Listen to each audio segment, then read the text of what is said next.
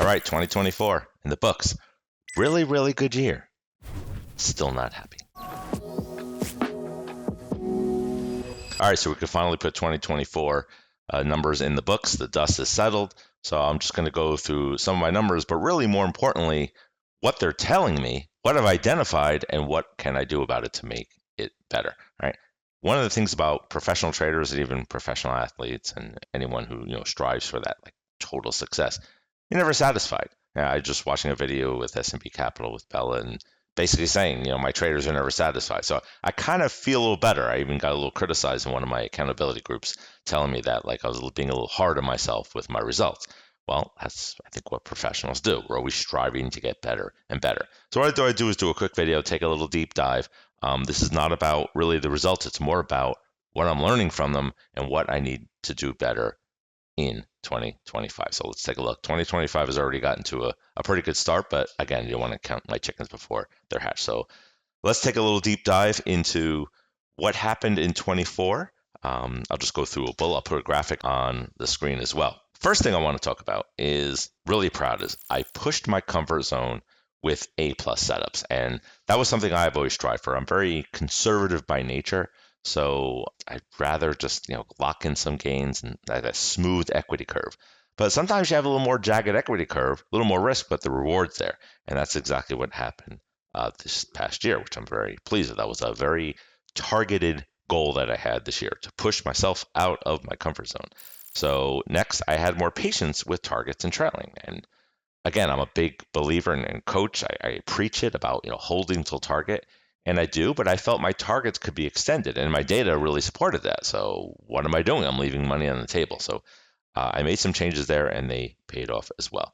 So the next thing, big thing, very important, and I publicly mentioned this on the channel, I stopped tracking my win and loss. Very, very important to me. I find it very meaningless. So it was very important to me to not really track it anymore. It's really, to me, it's all about profit factor and your employees, so to speak, your strategies, providing you with the return on capital. And win-loss means nothing to me, and I'm going to stick with that. That was a big, big thing that I wanted to instill this past year.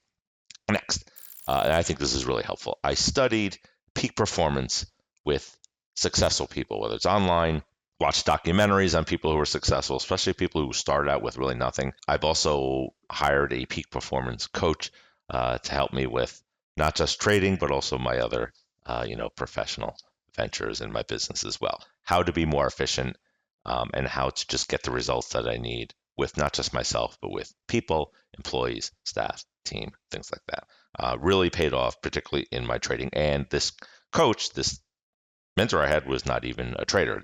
She didn't really even know much about trading at all, which was kind of cool. All right, next I participated in 1 to 2 sort of golden opportunities. And again, this is one of those things where I just wanted to be very patient this year, trade the plan, but if there's 1 or 2 things that pop up, they're very unique that have nothing to do with really what my plan originally was. I want to take advantage of it, and I'll go do a deep dive for that in a second.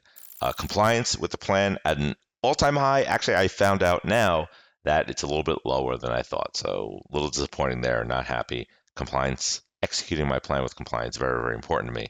Still not bad, but I want to make sure it was good. I think it was 91%. I should be around 94%. I always give a little of that wiggle room for just opportunities that just YOLO and things like that, but could be a little higher there.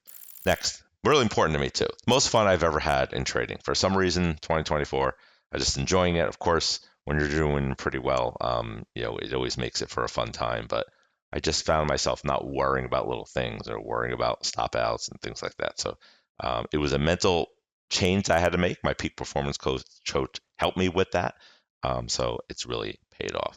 And I've been more active in accountability groups. So, and I encourage that for all of you to get involved, whether it's just a trade partner where you can just bounce ideas off, maybe look at your journal, compare results, identify things that maybe you need to work on, but also within a group setting, an accountability group where you just discuss some of the things you're struggling and the other traders can help you out. I've participated in a few of those, and I think it had a direct impact on my bottom line. So not bad. Overall results, 48% return on capital on my trading account, 92% on my sort of retirement accounts, things like that, which include YOLO trades. So not bad, pretty much more than double my average, which I normally do. So, and again, I'm pretty conservative when it comes to results. Nice, slow, steady equity curve. But this year was pretty special. Now, why am I not happy? Well, what really happened below the surface? It's not a bad thing, okay? And I'm kind of changing my mindset here as far as is it a bad thing at all? All right, watching some videos again on for some of the prop firms saying it's okay to take advantage of a rare opportunity and just even if it goes sort of beyond your original trading plan. So here are the things I'm a little concerned about. 57% of my gains were from two core YOLO opportunities. So, and that was the meme craze, GME and Roaring Kitty, the whole bit. I was a part of that, and I was long, and I was very excited. And there was a day that morning where I'm very conservative and very sort of cool and collective when it comes to trading. But boy, I was jumping up and down that day. Very interesting. It was like May 13th or something. You could check the GME chart. The next one was the Bitcoin run towards the end of the year. I've done pretty well selling options premium on some of the Bitcoin ETFs, but I was pretty much a long only guy on Bitcoin looking for 100,000, and that's pretty much what happened. So I'm very pleased with that. Does that mean I'm a really great trader? No, it means I just got lucky and picked the right side, I guess. So it's good, but 57% of my gains were from those two events. So, and I can't expect that to happen in the future. So I'm proud of the fact that I took advantage of it, but at the same time, it's really not my core jam. So something that's a little concerning to me. So what am I going to do about it, right? Let's move right to 2025 and what am I starting to do this year? Sort of my mini development plan that I want to share with you. So the first thing, I want to be more selective with scalping. No doubt I was scalping too much, and my commissions, I paid more commissions this year than I ever have in my life. And I don't have a problem with it because it paid off and had a really good ROI. But it's just, the life balance is just too more important. I'd rather devote that time to myself, my family, and also the members of Desire to Trade. They've earned that and they deserve that. So a little less on the scalping. I would find myself sometimes, and again, these markets are good, and if they're good scalping markets, I want to take advantage of them. But you blink an eye and you're already 5 hours into the session, and you haven't really done any sort of core work and stuff like that. So really important. I gotta hold back on that. And already into 2025, I'm kind of quasi breaking that rule. So maybe I'm just a junkie. Next, work more on my personal development, peak performance. So I've continued my contractual relationship with my peak performance coach. I really found that very helpful, not just in my trading, but also in managing my business and even managing myself. All right. And I've also had some, personal things I wanted to work on, get in better shape. I'm not there yet, but, I'm doing pretty well. I'll give you the final before and after pictures, hopefully in a couple months. All right. Next thing on my development plan is last year isn't my new goal. So the new bar hasn't been raised. Last year was just a very interesting anomaly, and I'm just really proud of it and excited about it. But I can't make that the new bar. Just I won't go that far because it just was not fair because of those two outlier events. If they happen again this year or something different happens, that's fine too. Take advantage of it. But I'm not going to sort of have this sort of monetary goal, which I never have anyway, but have this bar set so high to where that I have to achieve. My goals really won't change. It's never P&L.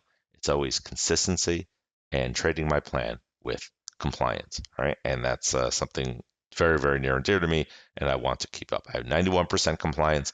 I really need to get that to 94. I not just am I accountable to myself, but accountable to my managed team as well, who manage outside capital, but also accountable to the members of Desire to Trade and the trading community because they rely on me.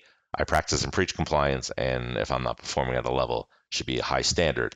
That's not good. And the last thing I want to work on is just continue to grow my quality growth network, and that's just not just within the trading community, but outside. I want people in my life who are going to inspire me, successful people who I can sort of feed off of and emulate and sort of just help me with my progress to success. So if you notice, that's sort of like a mini development plan, and it has a lot of things in there. It's not just about trading. I think, becoming a better you and working on things outside of trading will help you become a better trader. And I always look at my overall development plan to say, how many things are really targeted with trading? But I find that the things I want to work on outside of trading have just as much impact on my trading itself. For example, like having my peak performance coach, that was a big thing I wanted to do last year. I did it and it was worth every single penny. And believe me, it was not cheap, but I'm very excited about it and had the best year ever. All right. Some caveats, got to worry about certain things.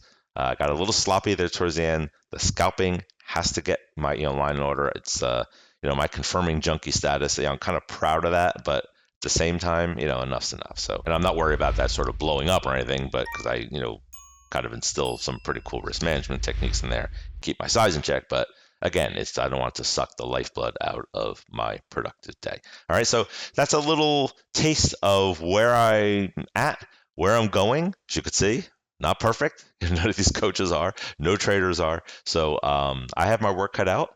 I'm curious what you're thinking about doing this year. What are some of the changes that you've identified and you're going to make in 2025? Put them in the comments below. Share them with the community. Share them with myself. I learn from these things too. So, and there's always time to make changes. All right. It's a big community we have now. We're hitting 150,000 subscribers. I learn from them too. I take your suggestions, and a lot of the videos that we produce for you are basically your ideas that you send to me. So let me know your comments. Which ones did you like? Which ones didn't you like? Which ones are you going to instill? Which ones you're like, you know what? No way. I'm tracking win-loss. I don't care what you say, Mike. That's fine too. It's okay.